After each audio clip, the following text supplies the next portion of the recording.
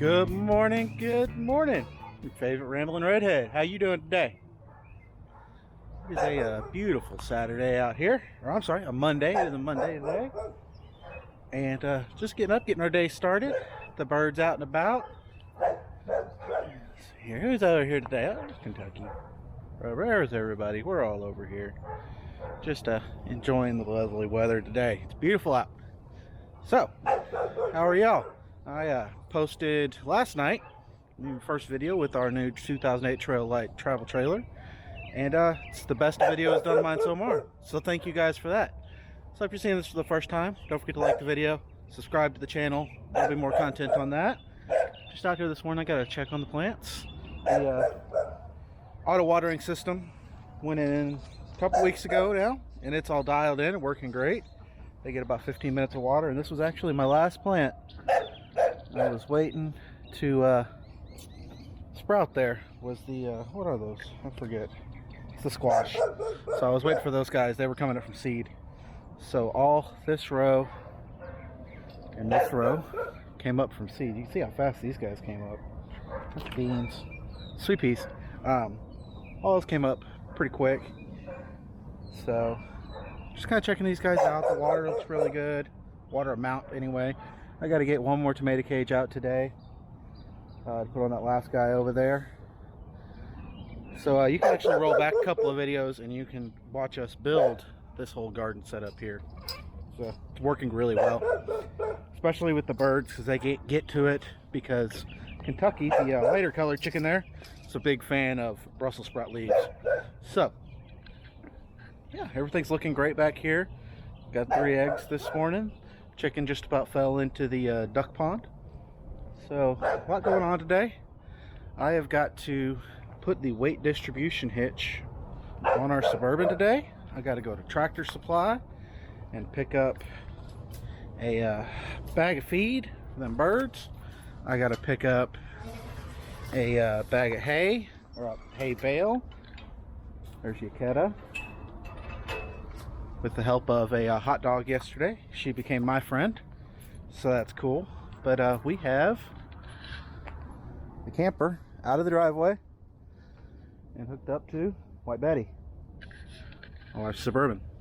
So you could see kind of not a ton of droop, but there's definitely a little bit of droop there. So we're gonna get the weight distribution hitch set up on there today, so that's all riding nice and level and distributing the weight to all 4 axles.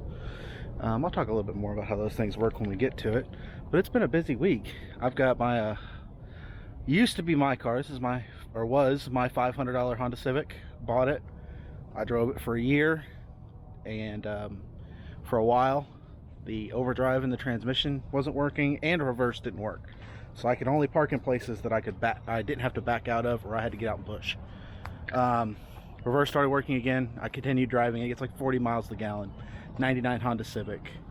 Put the spark plugs in it, changed the oil and air filter, and that's pretty much all I did with that thing while I was driving it. Well, now my teenager's going to drive it, so I put brand new brakes on the front and tires all the way around on it this week. 4th gear still doesn't work, but reverse is fine now. And he's going to be getting his license here in 2 weeks, so that'll be his vehicle to go do his test in and what he drives every day. So that'll be a great little car for him to wreck. It's already been wrecked on every side. It's not in great shape, but gets from A to B. Not fast enough to get him in any trouble, and it gets phenomenal gas mileage. He works for an indoor water park here near us in Grand Prairie, so his commute to work back and forth, if he were to fill up the tank in there, which only costs like 20 bucks, maybe 25 now with the gas prices where they are right now, I'd imagine he could probably drive back and forth to work for a month if that was the only places he went. Because obviously he'll still ride with my wife to church on Sundays, and he's at homeschooled, so we don't have to worry about him driving to school or anything. But anyway, so that's going to start my morning. We're going to run up and hit Tractor Supply. We also got to hit the grocery store, because we were supposed to do a jalapeno popper pork loin in the smoker this afternoon, but the pork loin is still in the freezer, so we're just going to go and grab some ribs instead, and I'm going to smoke those this afternoon, doing the slightly modified, I guess, 3-2-1 method with those. Because I probably won't use that whole last hour, I imagine. But we'll see how that goes. let's see. I think that's what we got going on today. I'm gonna have to get this. He's so cute. Yeah, you're adorable. Neighbor's dog, but he, yeah. Anyway, we're gonna get our day started. I'm gonna go have a couple cinnamon rolls real quick left over from yesterday. And we're gonna get on the road, get some things done. I'll get back with y'all in a little bit, alright? I love me some Tractor Supply. There's always all sorts of stuff that I just don't need here, but I want. Hopefully one of these days when we get on some property, I'll be able to come in here and buy some stuff that I'd like to have. Like, I'd really like to do some chicken netting, some electric netting for the chickens. Just use these here stakes for. Poultry netting, that's the word I'm looking for. Electric poultry netting to put them in, so they're not on the whole yard, but it just doesn't make sense to buy poultry netting for our backyard. So hopefully we get on this property, we'll be able to do that, and that'll be nice. Move them around, but keep them in a controlled area, because right now they love to get up on my patio and just, they think concrete's the place to poop for whatever reason. So that'll be exciting. But I just gotta get some a seat for a tractor. No, I don't need that. There's my poultry netting right there. Don't need that either. Just need tractor part. No tractor parts. Just need chicken feed and that other thing that I came for, a bale of hay. So I'm gonna be a good boy and get just things that I'm supposed to get. Poke around a little bit more, see if we see anything I need. Whoops, get out of the way here. Coming through on the phone. Yeah, grab what I need and then we'll head back to the house. So we actually learned with our chickens that if I don't give them the feed that they like, they're not gonna lay. Right before Thanksgiving, I changed their feed by accident because the stuff they normally eat was out. So I just came in here and said, okay, well, let's find something. So this is the layer that we normally use. As you can see, they have a lot of options for these guys. This is chick stuff here. We're not getting chicks this year, thankfully, but I had to get them some bricks, which they enjoy as a snack. I can put it out and they'll eat it for a little bit on a few days. Should probably buy one of those flop blocks. $15. No, we'll not do that. But anyway, this is their feed right here. This is the barn section here.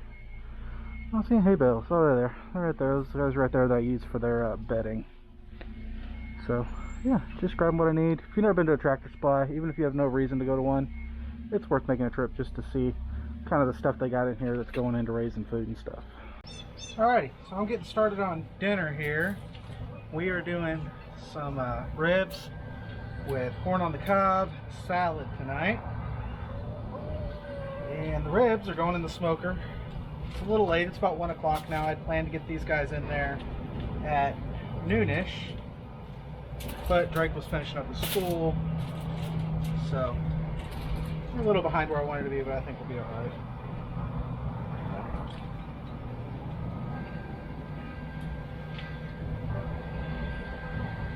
Just drying them off here. Hit them with this. What do we get today? We got the Famous Dave's rib rub, and then a Kansas City barbecue sauce that'll go on near the end of the project, or the process rather. Smoker's firing up right now. I have the Pit Boss, I think it's a Pro Series 1300 cubic inch model. It's got a ton of space. I had 2 racks in there. My water tray is in there. I wrap my water trays in foil so that when everything drips on them, they're real easy to clean. You just pull the foil off once it's dry. Got that thing from a resale store. Was a open box, scratch dent kind of deal.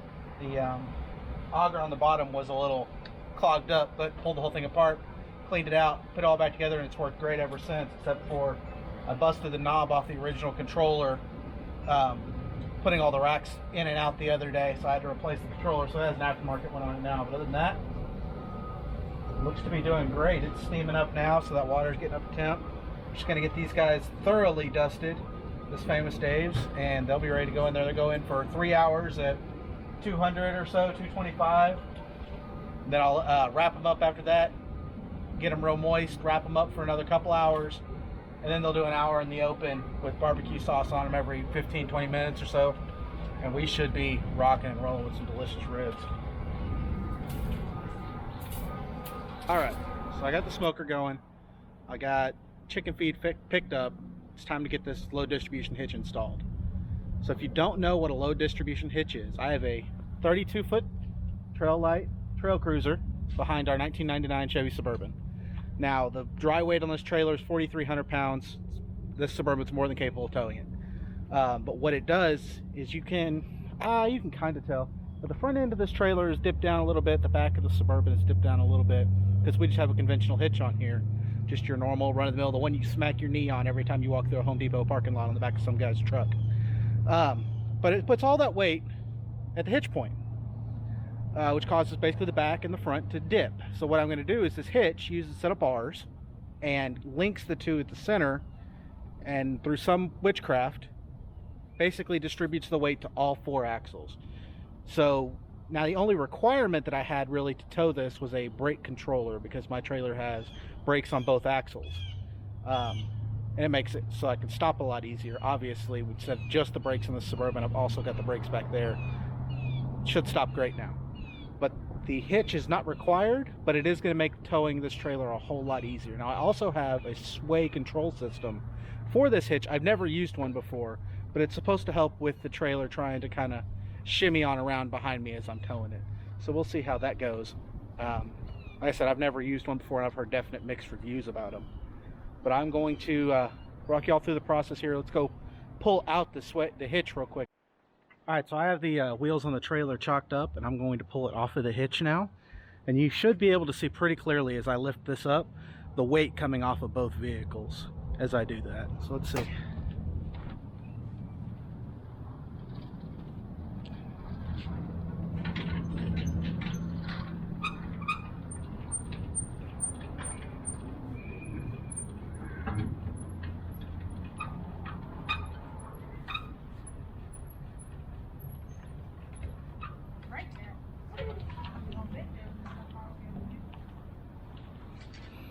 All right, so I assume you could see that in there. You may not have been able to, because it didn't come up as far as I thought it did.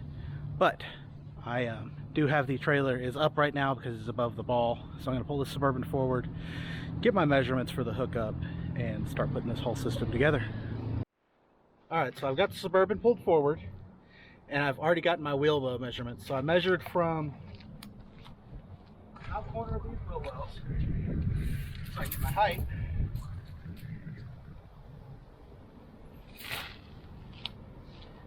And I have 33 inches of height at the back, 32 inches at the front. So there's a 1-inch rake to the suspension from the factory. So my next step is I'm going to level the trailer from front to back, and then get a measurement of the ball height so I know where to put the ball on the new hitch to get it as close as possible from my starting point. All right, so I have things have changed a little bit here, but I've got my conventional hitch off, and I have the new Hitch Base on. So what's going on here is, in front of our house is not very level. So I actually had to run up the street to a level parking lot to actually get this guy set up. But essentially, it comes in 2 pieces. You have your dog bone, that this can be mounted upside down or down, up or down, just like this.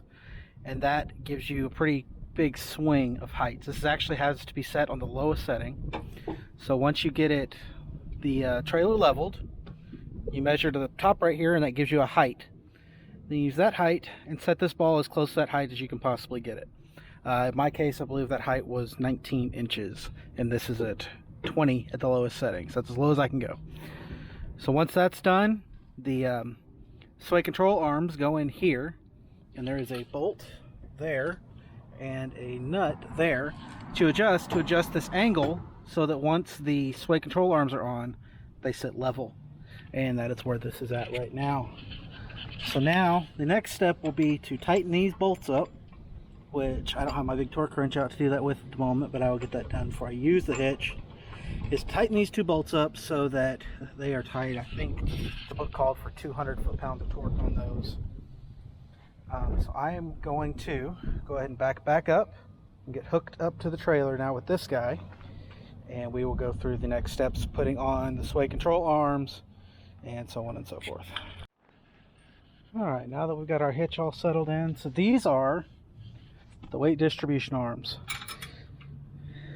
right here. So what they'll do, I'll go down,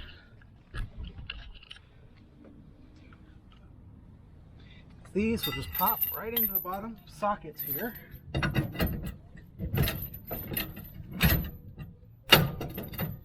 that. And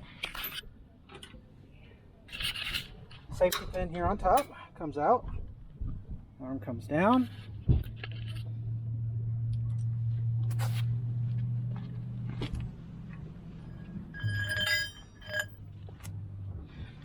So these brackets just have a single pin popped through the back here. So I've set them up on here, and that hook is now directly above the center point of the chain there. So I've tightened that bolt down. The manufacturer calls for 3 to 4 pins hanging off. So we'll just drop that guy on there like that. Needs a little bar. It's a little loose. So we'll go to 4 pins hanging off. Just like this.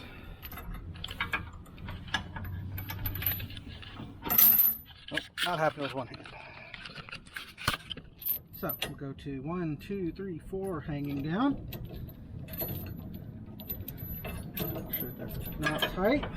Stick that on there. There we go. And there's a safety lock pin. Pops in there. Just like that. That side has weight distribution. Come over here. Repeat the process.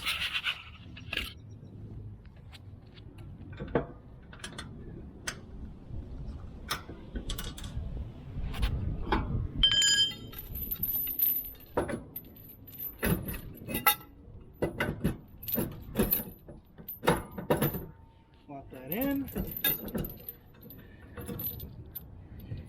Hanging off. On there.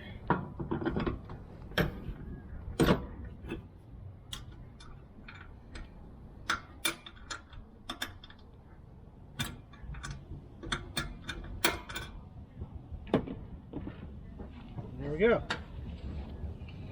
So now, take the weight off the jack.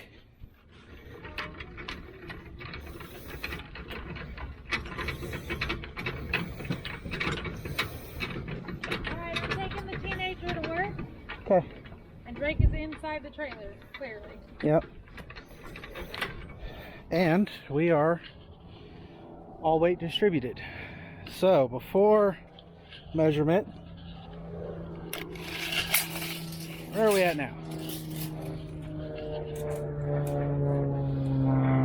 So we are now only moving the trailer about 1/4 of an inch when I put the weight onto it instead of a full 1 inch. So what it's doing is there's some triangulation going on here between the loads so that the weight is being carried by all 4 axles of this process instead of just riding on the rear hitch and rear axle. So then with these EAZ Lift bars, super simple to remove.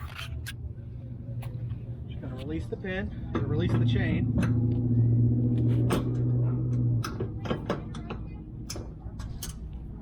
Pull them around all the way to the vehicle,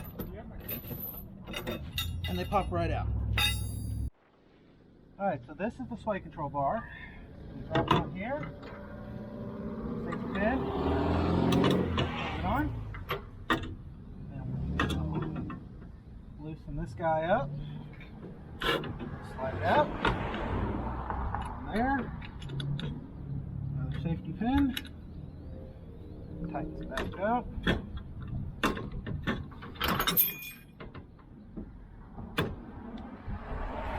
The way this works is as the trailer sways going down the road, pressure is applied to that bar and it hydraulically is slowing down that sway and just evening everything out, so hopefully the trailer doesn't sway as much. We'll see if it works. Like I said, I've never used one of these before, so I'm not sure how it's going to work honestly, but we're going to find out the first time we tow the trailer. But that is it for our Camco sway control EAZ Lift 1,000-pound tongue weight hitch install. That was quite the mouthful. That's what she looks like. So I'm gonna go. It has been about 3 hours since I put those ribs in, so I'm gonna run back there and pull them out and Let's get them going for their next step. Be right back with you. Alright, well after 3 hours on the smoker, I'm going to go ahead and get these ribs pulled off. They're going to get basted in the Kansas City style barbecue sauce, and then they'll go back on for a couple more hours. So that's what we're going to hit them with now. There we go. Now look. There's the first guy. He's got some really good color. Looks real solid. Get him dressed up here. So this is just a store-bought barbecue sauce. We're really just adding this to add moisture back in to meat, as it's been sitting in there at 200 degrees, 225 give or take, for 3 hours. Kind of fluctuated around a little bit today, but like I said, it's just really adding some moisture back in, and it'll start to add flavor as well. We'll really start basting heavy in the last hour this is in there. We are in the final stages now.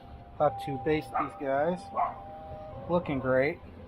Super excited. So I'm going to baste these, baste the other rack, turn up the heat, and let them finish for the next hour. And they going to be gold. I'm excited. They smell delicious. What do you think? That's a good looking rack of ribs right there.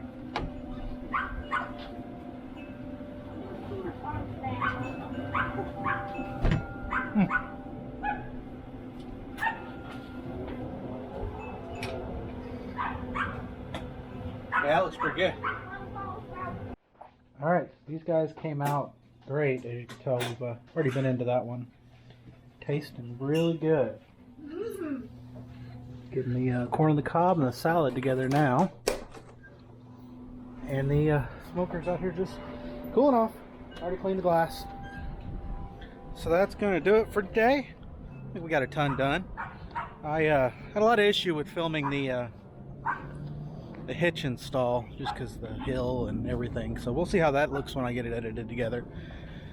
You'll have already seen it by this point, I guess. But yeah, it's a ton done. Next week we're going to go over all the stuff that I've accumulated together for this first trip and the changes that we've made to the camper since we got it. And then the week after that, we are taking it out for its first adventure. We are going to Cedar Hill State Park. So that's going to do it for me today. I've been your favorite Rambling Redhead, and I'll see you later. Bye.